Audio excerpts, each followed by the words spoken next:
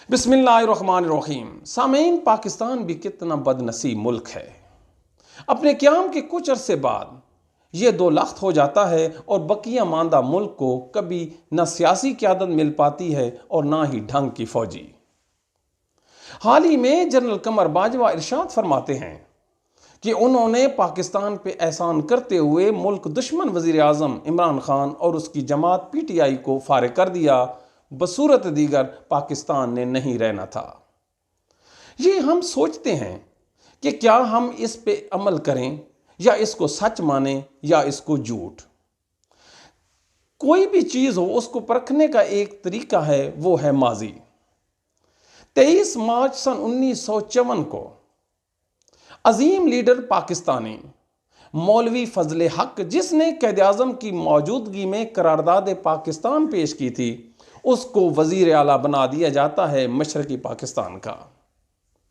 60 दिनों बाद, only 60 days बाद, इस अजीम पाकिस्तानी की हुकूमत को मुल्क की जो फौजी इस्टेब्लिशमेंट है ये कह के ख़त्म कर देती है कि ये मुहिब वतन नहीं और इसका मज़ीद हुकूमत में रहना पाकिस्तान तोड़ने के मुतरादिफ होगा। और यूं बंगाली हमेशा हमेशा के लिए हमसे जुदा हो गए, क्योंकि हमने उन्हें कभी भी इक़्तिदार नहीं दिया, बल्कि अपनी जो इंटेलिजेंस एजेंसीज की रिपोर्ट हैं उनको तरजीह दी। इसके बाद एक तारीख है कि कौन कौन सिक्योरिटी रिस्क रहा।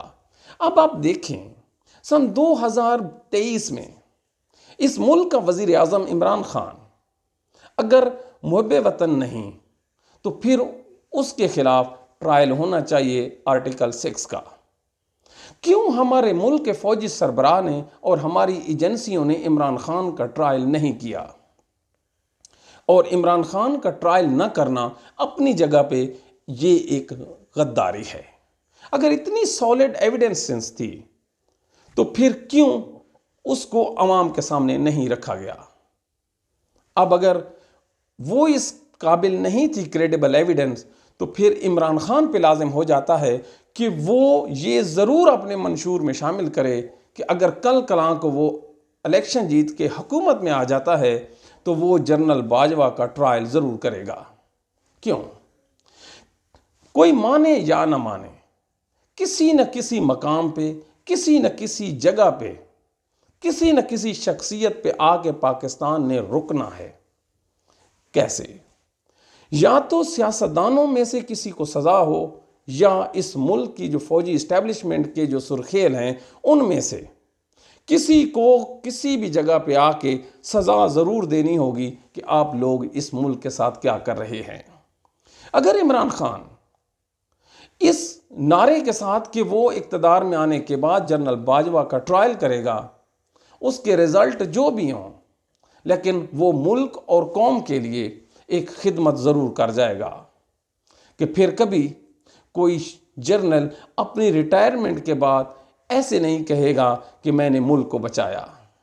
इस मुल्क को बचाते बचाते जनरल ज़िया से कारगिल चला गया, जनरल मुशर्रफ से भी कारगिल चला गया, हमसे कश्मीर आज तक आज़ाद ना हुआ, जबकि एक सीरीज़ ऑफ वज़ीर आज़म हमारे पास मौजूद हैं, लेकिन हिंदुस्तान के जो 6 वज़ीर आज़म हैं, अटल बिहारी वाजपेयी, मनमोहन सिंह और मोदी जैसा हमें क्यों ना मिल सका।